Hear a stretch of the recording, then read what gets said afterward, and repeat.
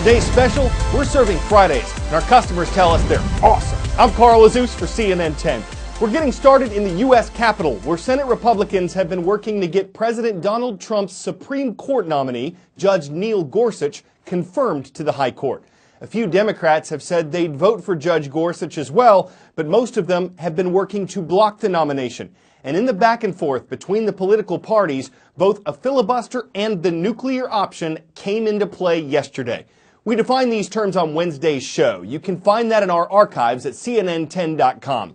What's interesting about the filibuster and the nuclear option is that neither of them is actually mentioned in the U.S. Constitution. The American governing document allows the congressional chambers, the House and Senate, to set their own rules. The filibuster is a tradition, a sort of rule that allows a minority party to block a nominee or piece of legislation. The nuclear option is a rule change that allows a majority party to get around that block and vote with a simple majority. Republicans control the Senate. They have 52 seats, while Democrats and the independents who vote with them have 48 seats. After yesterday's move to invoke the nuclear option, both parties have now used the controversial rule change. And this time around, it was expected to lead to the confirmation of Judge Gorsuch to the Supreme Court. The one thing to know about the nuclear option is you may not understand it, but it does really matter.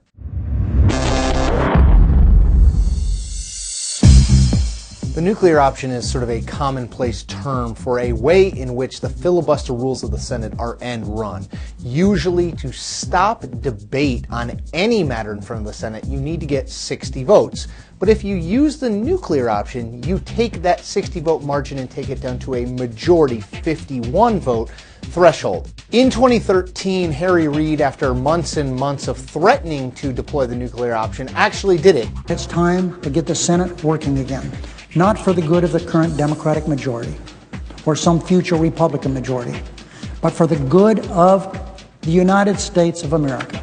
The filibuster, whether real or threatened, had always been a way that the Senate distinguished itself from the House. The House very much runs on a majority rule. If you have the votes, you have the votes. In the Senate, in order to close off that debate, which means to force an actual majority vote, you needed always to have 60. It required typically some bipartisan consensus building because neither party often had 60 plus seats in their control. When you remove that, you start to slide even further down the slippery slope that Harry Reid started us all on in 2013. If we've already wiped out the use of the traditional filibuster, that 60 vote margin, on several big things, including Supreme Court nominees, what's to stop either this majority or the next majority, Democrat or Republican, from instituting it on legislative matters? And at that point, the Senate fully becomes the House. 10-second trivia. What nation sees more tornadoes than any other country on Earth? Is it China, Russia, Saudi Arabia, or the United States? The U.S. is far and away the world leader in tornadoes. They've been recorded at some point in every state. But it's not just tornadoes. Hurricanes, floods, droughts, blizzards, wildfires, they all combine to bring America some of the most extreme weather in the world.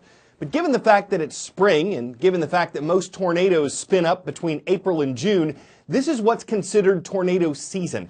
And the National Weather Service says as many as 9 twisters might have struck the Midwest and Southeast this week.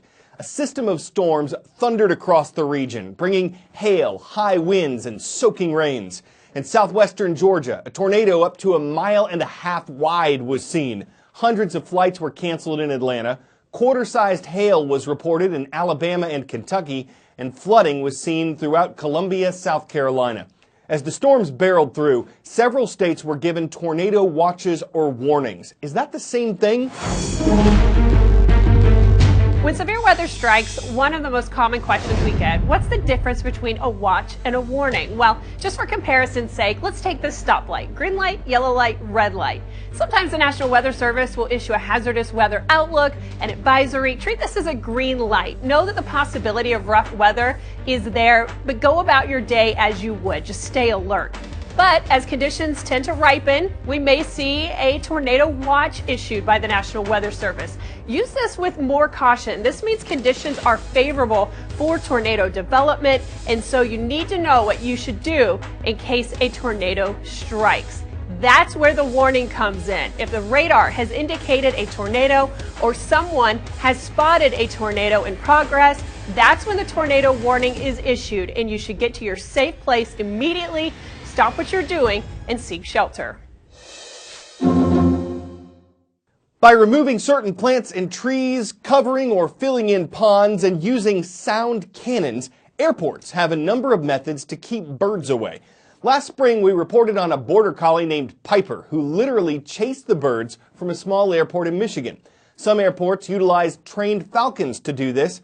Some are using row birds, fake remote-controlled falcons, to keep the skies clear of any birds that don't carry people.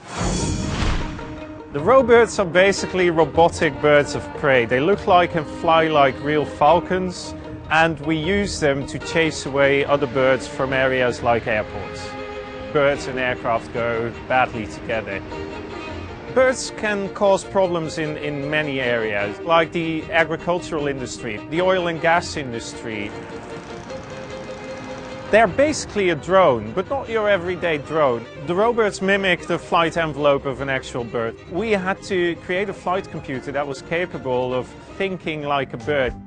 The typical traditional scarecrow in an agricultural field, it's actually been proven that these static measures eventually attract birds. An average collision between a bird and an aircraft costs $200,000. So even being able to prevent several of them during a year means that you are saving the aviation industry at one location millions of dollars. We've been operating the birds since around 2012, and we really see it working. At a relatively small blueberry farmer that we also operate, we increased his harvest by 15%, meaning he earns 45,000 euros more in revenues. We're battling nature with nature, and we know that that works.